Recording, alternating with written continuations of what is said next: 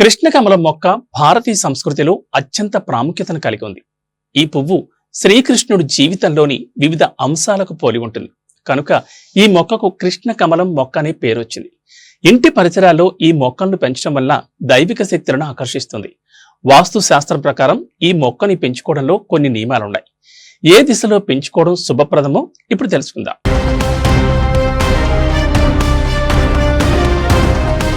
కృష్ణకమలం మొక్క ఊదా నీలం రంగుతో అందంగా పుష్పించే ఒక లత.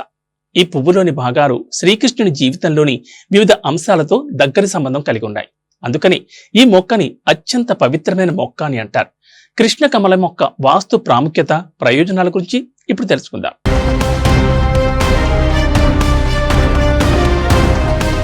ఈ పువ్వు 5 రేకులు, 5 రక్షక పత్రాలు. శ్రీకృష్ణుని పాండవులకు చిహ్నంగా భావిస్తారు. అంతేకాదు కృష్ణకమల పువ్వులోని 3 కళాంకాలు త్రిమూర్తులైన బ్రహ్మ, విష్ణు, మహేశ్వరులను సూచిస్తాయి. పువ్వుల తంతువులు 100 కౌరవులను సూచిస్తాయి.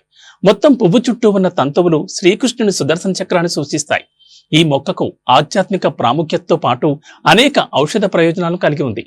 ఒత్తిడి ఉపశమనం కోసం ఆయుర్వేదంలో విస్తృతంగా ఉపయోగించబడుతోంది. కృష్ణకమలం నాటడానికి తూర్పు దిశ ఉత్తమ దిశగా పరిగణించబడుతోంది. ఇక్కడ దాన్ని నాటడం వల్ల సానుకూలత, ఆర్థిక అభివృద్ధి పెరుగుదల, దైవిక ఆశీర్వాదాలు లభిస్తాయి. ఈశాన్య దిశలో పెంచడం కూడా శుభప్రదం. ఈ దిశలో కృష్ణ కమలాన్ని ఉంచడం వల్ల ఆధ్యాత్మిక వృద్ధికి, మానసిక ప్రశాంతతకు మంచిది.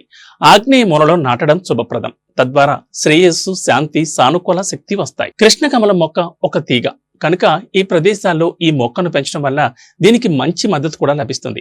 అంతేకాదు ఈశాన్య దిశలో తోటలో ఈ మొక్క నాటడం ప్రకృతి, దైవిక శక్తులను సమన్వయం చేయడానికి ఇది అనువైంది. మంచి సూర్యకాంతి పొందుతుంది. కృష్ణకమలం మొక్కని పొరపాటును కూడా నైరుతి, దక్షిణం లేదా పశ్చిమ దిశల్లో పెంచొద్దు. ఈ దిశల్లో నాటడం అసమతుల్యత, స్తబ్దతకు కారణమవుతుంది.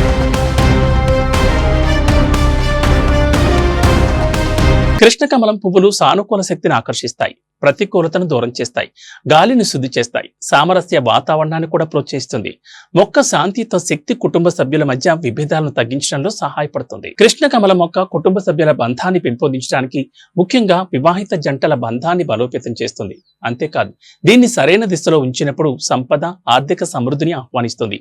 ఈ మొక్క ఉన్న ఇంట్లో లక్ష్మీదేవి స్థిర నివాసం ఉంటుందని నమ్మకం. ఇది వాటి స్పెషల్ స్టోరీ. మరో ఇంట్రెస్టింగ్ టాపిక్ తో మళ్ళీ కలుద్దాం. నమస్తే.